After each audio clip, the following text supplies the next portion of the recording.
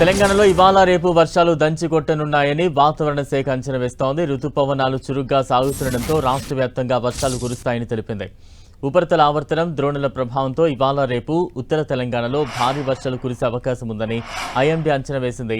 ఆదిలాబాద్, ములుగు, భద్రాద్రి కొత్తగూడెం సహా పలు జిల్లాల్లో వర్షం కుమ్మేయనుందని తెలిపింది. గంటకు 30 నుంచి 40 కిలోమీటర్ల వేగంతో వీచే ఈదురుగాలులు, ఉరుములతో కూడిన వర్షాల నేపథ్యంలో రాష్ట్ర వ్యాప్తంగా ఎల్లో అలర్ట్ జారీ అయింది. తెలంగాణ రాష్ట్ర వ్యాప్తంగా నైరుతి రుతుపవనాలు చురుగ్గా కదలడంతో వాతావరణం ఒక్కసారిగా చల్లబడింది. ప్రస్తుతం ఉత్తర తెలంగాణ పరిసర ప్రాంతాల్లో ఉపరితల ఆవర్తనం కొనసాగుతోందని భారత వాతావరణ శాఖ తెలిపింది. దీనికి తోడు ఈశాన్య మధ్యప్రదేశ్ నుంచి తెలంగాణ, విదర్భ వరకు ఒక ద్రోణి, ఉత్తర కోస్తాంధ్ర నుంచి మధ్య మహారాష్ట్ర, ఛత్తీస్గఢ్ వరకు మరో ద్రోణి విస్తరించి ఉన్నాయి. ఈ వాతావరణ పరిస్థితుల ప్రభావంతో సోమ, మంగళవారాల్లో ఉత్తర తెలంగాణ జిల్లాల్లో భారీ నుంచి అతి భారీ వర్షాలు కురిసే అవకాశం ఉందని ఐఎండీ హెచ్చరించింది. ఇవాళ తెలంగాణలోని పలు జిల్లాల్లో అక్కడక్కడ వర్షం కుమ్మే అవకాశం ఉందని ఐఎండీ తెలిపింది.